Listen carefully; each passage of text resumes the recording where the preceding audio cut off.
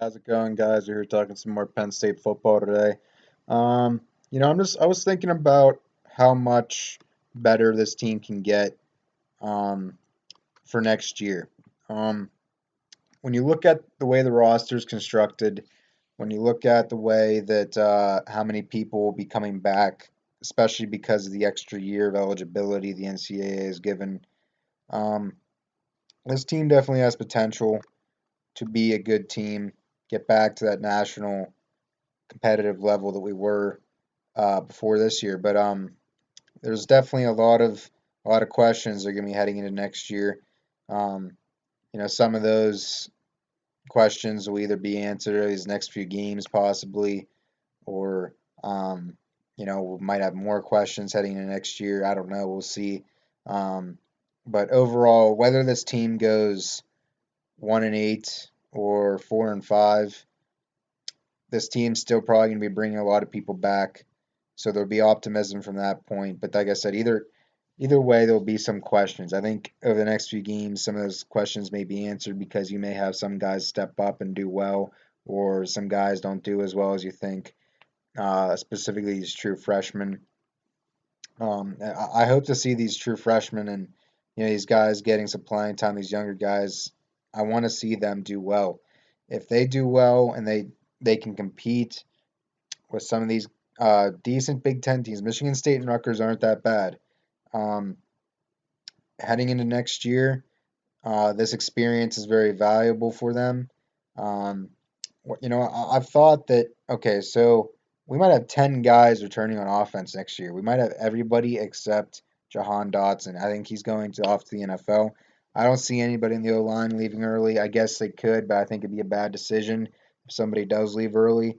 Uh, Pat Fryermuth is leaving early, probably. But Theo Johnson, Brenton Strange, the ones who've been getting playing time, they're coming back. Hopefully, of these next few games, they show really good signs. Same with Kevon Lee. He's really impressive. And next year we're getting back Noah Kane, Devin Ford. I think will just get better.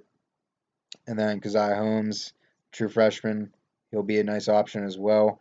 I just think that this team's built to be good next year if it's able to overcome some of the obstacles that they weren't able to overcome this year. Because this year, obviously, the new coaching um, combined with COVID was not a very good situation. The team at times this year has looked very incoherent with the scheme, specifically on offense. Um, they didn't look like they knew what they were doing. They didn't look as confident.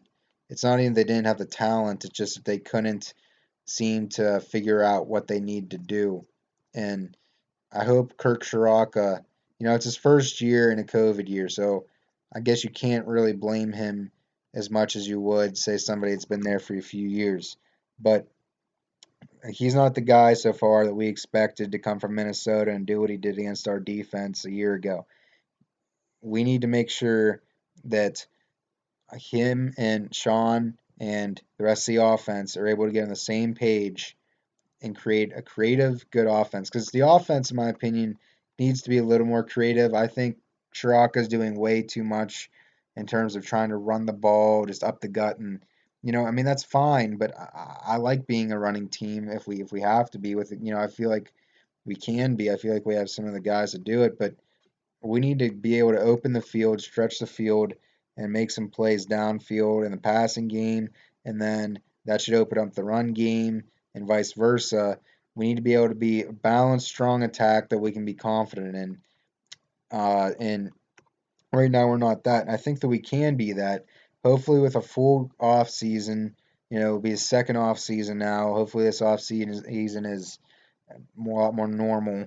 Um, there won't be the whole discussion of whether there will be a season at all next year. I think that, there's some optimism for the offense heading into 2021, specifically because of so many people coming back. And then going into the defense, I think that they'll return everybody except Shaka Tony and Jason Owe. Owe, he's not even like that good. He's just a good athlete that NFL teams are interested in. So I don't think he'll go first round. He'll probably go second round, which is good enough to leave early. And Shaka Tony's probably good enough to leave early as well. Other than that, I don't think anybody else is good enough to leave early. But like I said, every single year feels like there's probably somebody that decides to leave early when they shouldn't, and they either go undrafted or they get some late pick and then they get on a roster and just are fighting for a spot, which to me is not a good reason to leave early. If you're going to leave early, you better be drafted day two or earlier, because that to me means that you are actually valued by the NFL and you actually have a really good shot at making the roster and having a successful career from early on. If you if you are going to get drafted in the late rounds or specifically undrafted like some people do, then I don't know why you would leave early. But like I said, some of these guys either hear the wrong things or they get tired of school and they want to try and make it in the NFL and they probably shouldn't try and leave early and then they leave early. But we'll deal with that at the end of the season. But so based on my projections, I think there'll be 10 on offense and 9 on defense coming back. The coaches that were on the team that were new coaches, will now have a whole year under their belt of preparing these guys, and hopefully that experience in the new offensive system, and then on the defensive side of the ball with a new D line coach, hopefully a D line coach will be able to get their D linemen better after another year because I feel like Sean Spencer leaving might have hurt us a little bit. I feel like our D line's not the same. We're not pushing people up front like we used to. But hopefully we'll be able to get back to that level of team. I mean, I don't think we'll win the national championship or get to the playoff next year. But it'd be nice, like to go 10-3. If we can go 10-3 next year, that'd be a win, and I think we can get to that. I'm not saying we will, but I think that that's a realistic goal. Um, and if we can get to that point, back to that competitive, 10-win season in the future, we can be looking at higher goals. So, yeah, just a thought that came across my mind. I'm just thinking about the future of this team, how this season affects future seasons. Obviously, this is not where we wanted to go. This season, we expected to be competing for a national title. Um, that didn't happen. And, even if we didn't win a national title, we at least thought we would be a good team and that we won't have to worry about just trying to get back to competitive level again. But that's where we are as a program right now. And hopefully, this is just an anomaly this season. Hopefully, that, without COVID, we can get back to that level. All right, well, thank you guys. We are Penn State.